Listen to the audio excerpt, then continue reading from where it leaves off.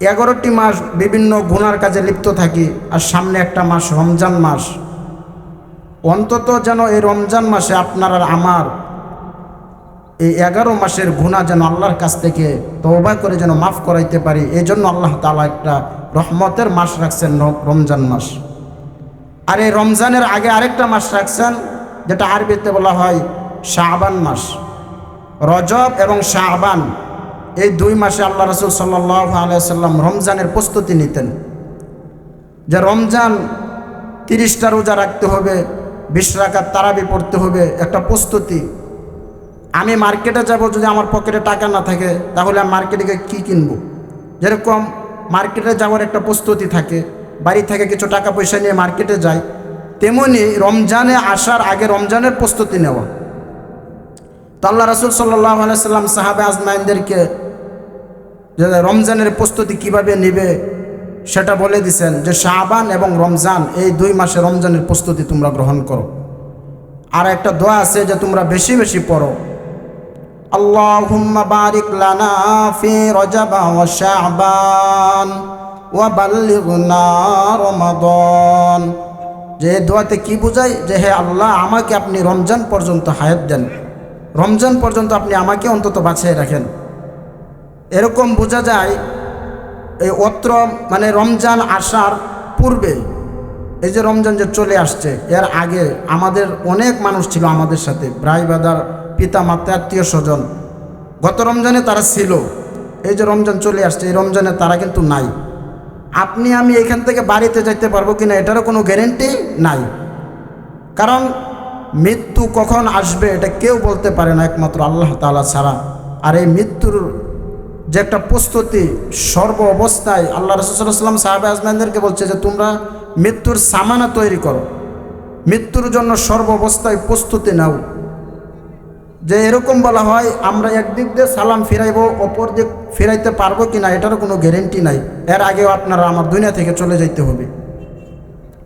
তো এই জন্য আল্লাহ তাআলা আমরা যে 11 মাস গুনাহ করলাম, আল্লাহ তাআলা একটা মাস আমাদেরকে রহমত, নাজাত, মাগফিরাত হিসাবে দিয়েছেন রমজান মাস। রমজানের আগে যে শাবান মাস, যে আগামীকালই আসতেছে শবে বরাত যেটাকে বলা হয়, এই মাসে কি করা হয়? আপনি আমি যে 1 বছর চলবো, 1 বছর খাবো, কিভাবে চলবো, কোথায় যাব, কি করব, এই রাত্রিতে আল্লাহ তাআলা এটা নির্ধারণ করেন।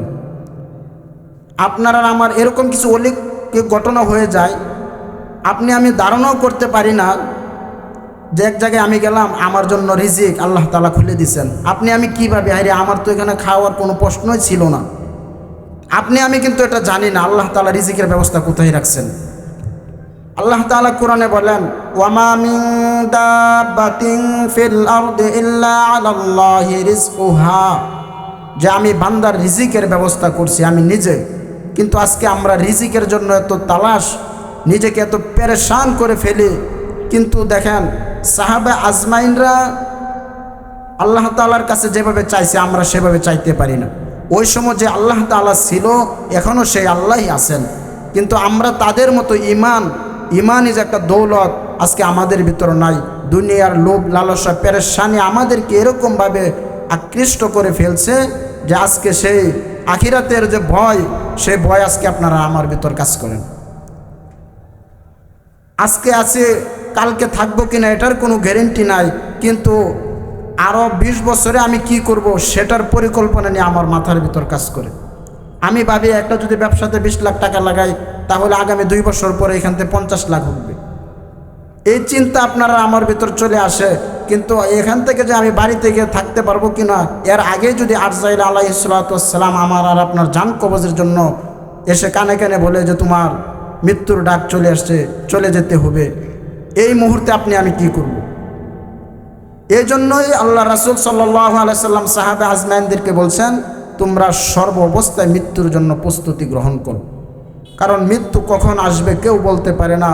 আর মালাকুল মউত এরকম এক জিনিস, আপনি আমি যদি আল্লাহ তাআলার খাঁটি মুমিন বান্দা হয়ে যাই, তাহলে আপনার আর আমার কখনো চিন্তা নাই, কারণ আমি দুনিয়া থেকে যত আগে যাব তত আমি গুনাহ থেকে বাঁচব। আর আপনি আমি যদি খারাপ হয়, যতদিন বাঁচব ততদিনই গুনাহ করব। বিষয়টা তো এরকমই। ভালো মানুষ তারা চায় যে কিভাবে দুনিয়া থেকে আমরা চলে যেতে পারি, কারণ আমার দ্বারা কখন খারাপ কিছু হয়ে যাবে। আর যে খারাপ মানুষ সে ভাবে এই 20 বছর হায়াত আরও যদি 20 বছর পাইতাম। কিন্তু হায়াত বেশি পাওয়া কম পাওয়া প্রশ্ন না। আপনি বেশি হায়াত পাইছেন, বেশি নেক আমলও করতে পারেন। আপনি বেশি হায়াত পাইলে 20 বছর হায়াত পাইলে আপনি 20টা রমজান পাবেন, 20টা শবে বরাত পাবেন, 20টা শবে কদর পাবেন। আর যে 10 বছর হায়াত পাইছে সে আপনার থেকে অনেক কম।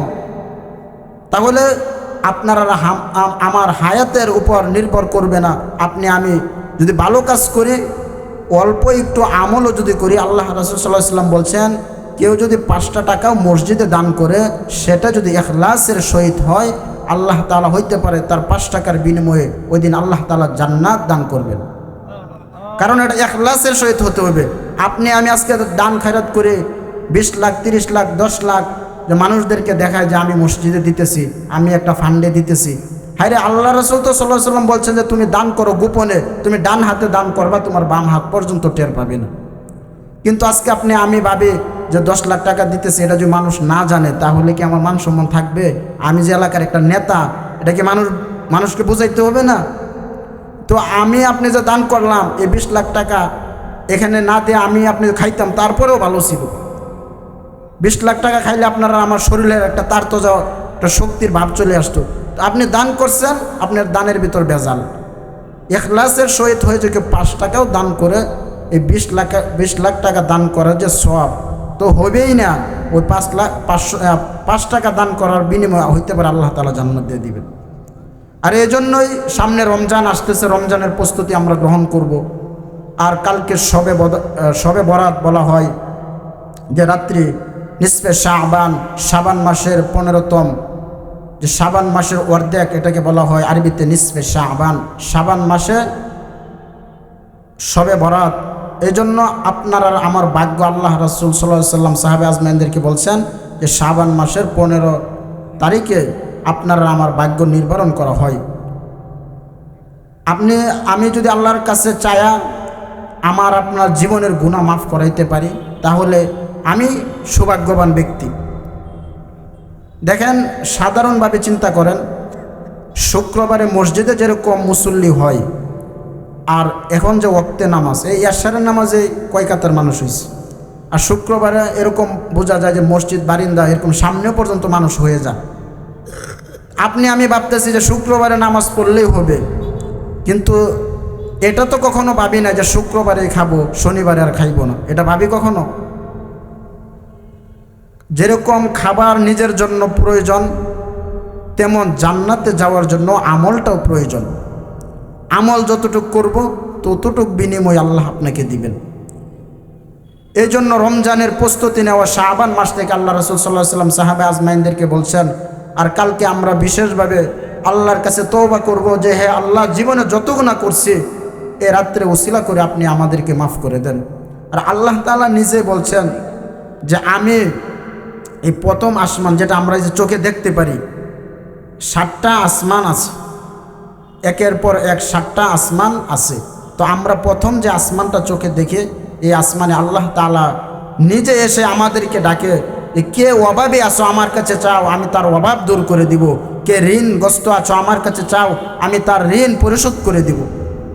কিন্তু তখন আমরা কি করি? নাকের ভিতর তেল দিয়ে ঘুমাই। কখন চাবো? ছোট আপনি আমি যদি নিজেকে চিন্তা করি, দেখেন এক সময় শিশু ছিলাম, তখন হাঁটতে পারতাম না, খাইতে পারতাম না। আরেক সময় যুবক হয়ে গেলাম, নিজের ভিতর একটা শক্তি চলে আসলো, হাঁটতে পারি, খাইতে পারি, কারো মাধ্যম লাগে না।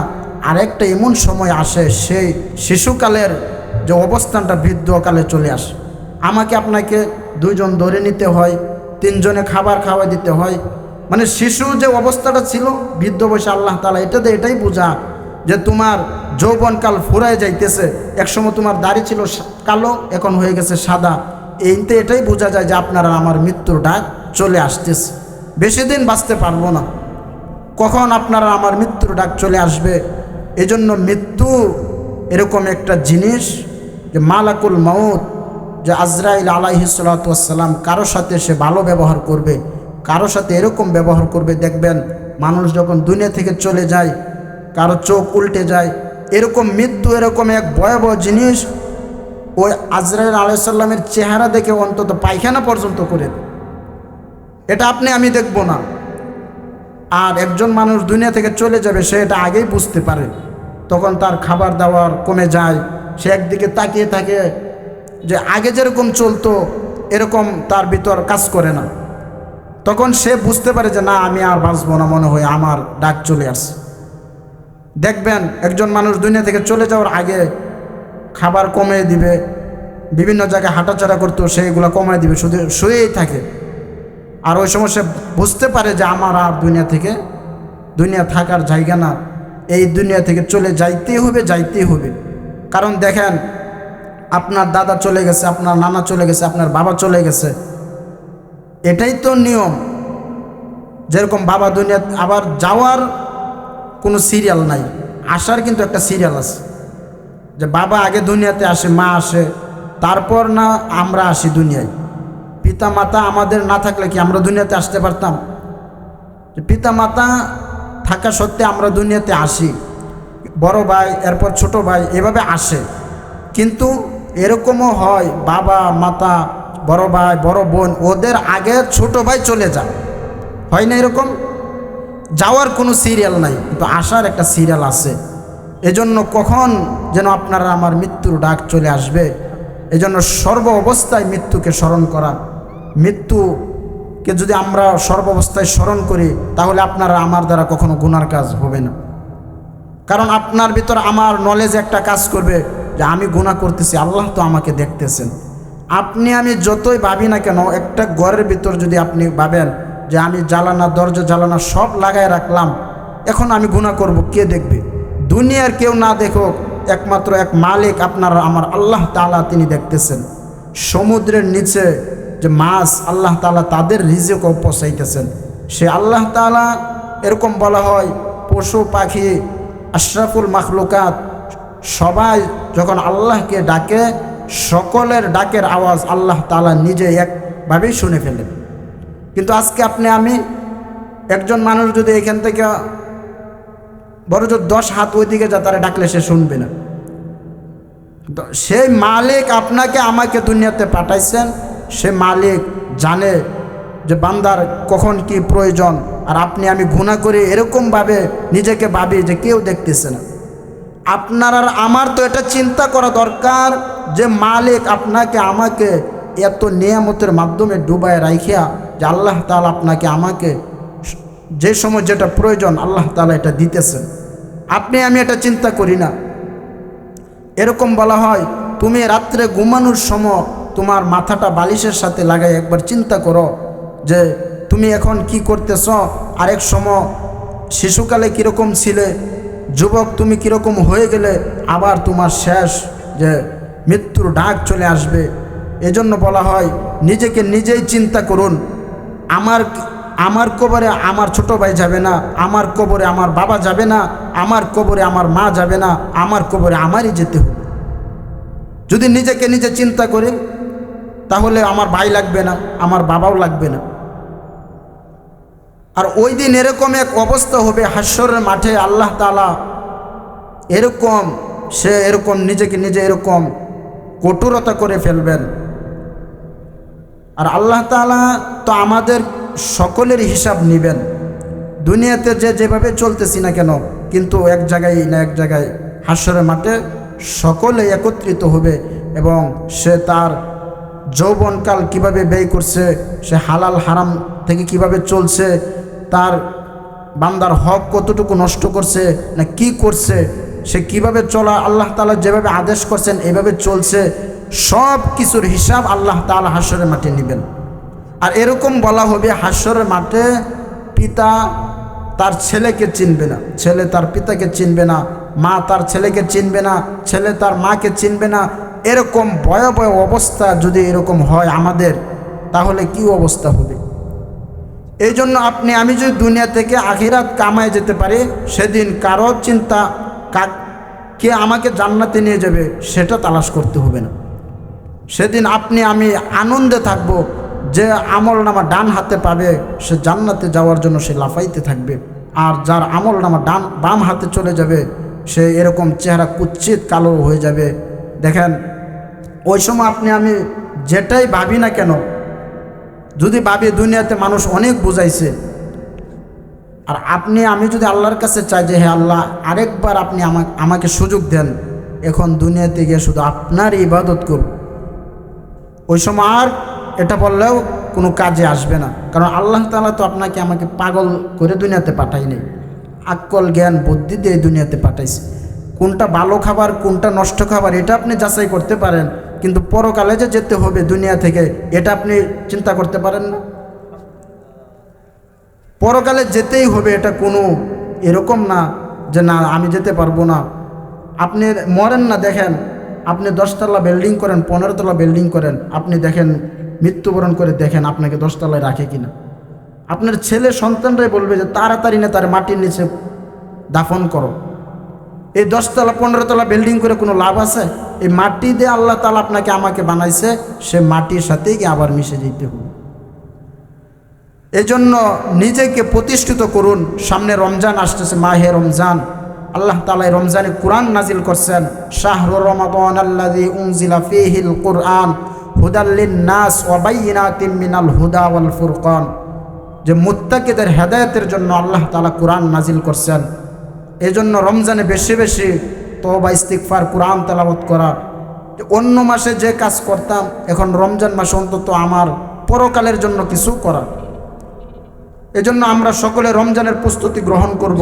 আল্লাহ তাআলা যেন আমাদেরকে রমজানের 30টি রোজা যেন আমরা পরিপূর্ণভাবে রাখতে পারি, 20 রাকাত তারাবি যেন আমরা মসজিদে এসে পড়তে পারি। আল্লাহ তাআলা আমাদের সবাইকে সেই তৌফিক দান করুক। আমিন। ওয়া আখিরু দাওয়ানা আনিল হামদুলিল্লাহি রাব্বিল আলামিন।